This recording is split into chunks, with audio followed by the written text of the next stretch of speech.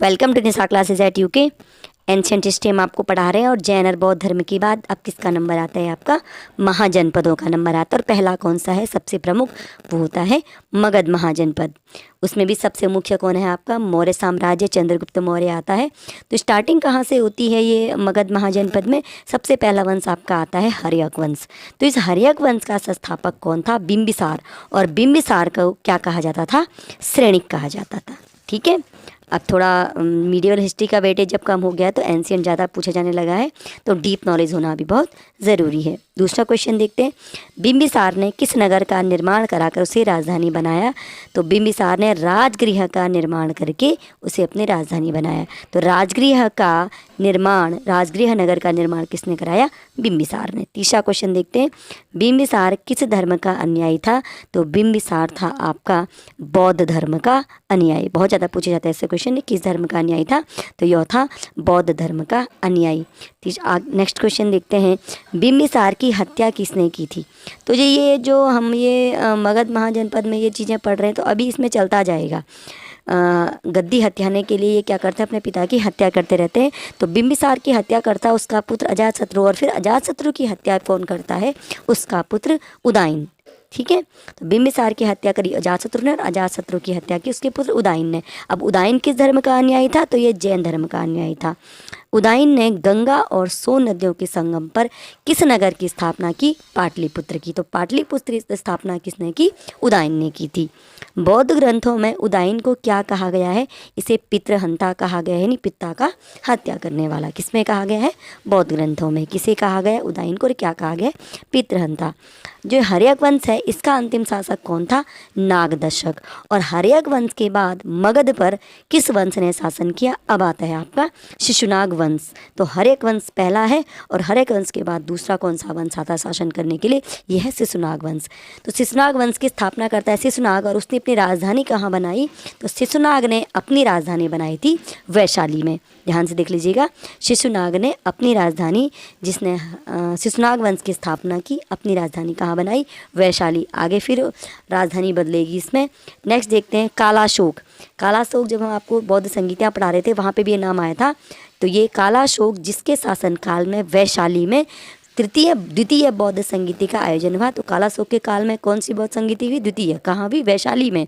वह किस वंश का शासक था? वह इसी शिशुनाग वंश का शासक था। अब कालाशोक अपनी राजधानी कहाँ बनाता है? वो बनाता है पाटलिपुत्र। तो शिशुनाग ने बनाई थी अपनी राजधानी वैशाली और कालाशोक ने अपनी राजधानी कहाँ बनाई? पाटलिपुत्र। कालाशोक के शासनकाल में क्या हुआ? वैशाली में द्वितीय बौद्ध संगीति का आयोजन। आपका ये रिवीजन भी है बौद्ध धर्म का। ठीक है। अब आता है नंदवंश। तो नंदवंश का संस्थापक कौन था? महापद्म नंद। क्या नाम था उसका? महापद्म नंद। और नंदवंश का अंतिम शासक कौन था? घनानंद। बहुत इंपॉर्टेंट दोनों नाम। तो नंदवंश का संस्थापक आता है आपका महापद्मनंद और नंदवंश का अंतिम शासक कौन आता है? घनानंद। अब सिकंदर जो आक्रमणकारी था, जब सिकंदर का आक्रमण होता है तो उस समय का शासक यहाँ पे कौन था? यानी सिकंदर का समकालीन शासक कौन था? जब सिकंदर का आक्रमण हुआ तो उस समय जो शासक था वो कौन था? घनानंद था। ठीक है। और नंदवंश का विनाश किसने किया? नंदवंश को समाप्त किसने किया? चंद्रगुप्त मौर्य एवं चाणक्य ने। और उसी के बाद क्या होती है? आपकी मगध महाजनपद में मौर्य साम्राज्य की स्थापना होती है। ठीक है। भारत में फिर ईरानी आक्रमण वगैरह होते हैं। तो भारत में ईरानियों भारत में ईरानियों द्वारा किस लिपि का प्रचार हुआ? तो ईरानियों द्वारा प्रचार हुआ दो लिपियों का, खरोष्टी का एवं आर्मेयिक लिपि का। और खरोष्टी लिपि का प्रचार कहाँ पर हुआ? मुख्यतः पश्चिमोत्तर भारत में हुआ। अभिलेख उत्कीर्ण करने की प्रथा किसके द्वारा प्रारंभ की गई? तो यह प्रारंभ की गई आपके ईरानियों द्वारा। तो हमारे देश में जो अभिलेख उत्कीर्ण करने की प्रथा आई वह किसके द्वारा प्रारंभ की गई? आपके ईरानियों द्वारा प्रारंभ की गई। ये बहुत इंपॉर्टेंट क्वेश्चन है। दो नए पॉइंट भी हैं, आप ध्यान दीजिएगा। एग्ज़ाम में अभी भी जो हमारा लेटेस्ट एग्ज़ाम हुआ यूकेपीएससी का, उसमें भी जीएस के बहुत नए क्वेश्चन आ गए हैं। तो पहले एंशिएंट पूछा नहीं जाता था, इसलिए आप एंशिएंट को डीप पढ़िए और इसे ज़रूर पढ़िए। यहाँ से नए क्वेश्चन बनने की संभावना बहुत ज़्यादा है। आगे बढ़ते हैं। सिकंदर का गुरु कौन था? तो सिकंदर का गुरु कौन था? अरस्तु। और अरस्तु कौन था? एक यूनानी दार्शनिक था। सिकंदर ने अपनी अंतिम विजय कहाँ प्राप्त की? तो सिकंदर की अंतिम विजय थी पाटल। ध्यान रखिएगा पाटल। सेल्यूकस निकेटर किसका प्रधान सेनापति था? तो सिकंदर का प्रधान सेनापति कौन था? Seleucus Nicator. और सिकंदर की सेना ने लास्ट में किस नदी के आगे जाने से मना कर दिया? ब्यास नदी से आगे जाने से मना कर दिया। सिकंदर भारत कब आया था?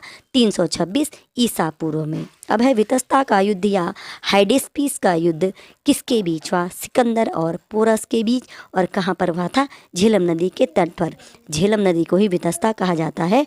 तो किसके बीच हुआ वितस्ता का युद्ध, या इसे क्या कहते हैं? हाइडेस्पीस का युद्ध सिकंदर और पोरस के बीच हुआ था। सिकंदर ने अपने द्वारा विजित भारतीय क्षेत्रों को किसको सौंपा? अपने सेनापति फिलिप को सौंप करके वह भारत से चला गया। सिकंदर की मृत्यु कहाँ पर हुई? उसकी मृत्यु होती है बेबीलोन में। और कब होती है? 323 ईसा पूर्व में। और कहाँ पे होती है? बेबीलोन में। नेक्स्ट लास्ट क्वेश्चन है आपका, सिकंदर के अभियान से भारतीयों को कितने स्थल तथा कितने जलीय मार्गों का पता चला? तो कुल 4 जलीय एवं 4 स्थलीय मार्गों का पता चलता है भारतीयों को सिकंदर के अभियान से। वीडियो अच्छा लगता है तो आप वीडियो को लाइक कीजिएगा, और अगर हमारा चैनल अच्छा लगता है तो आप सब्सक्राइब कीजिए।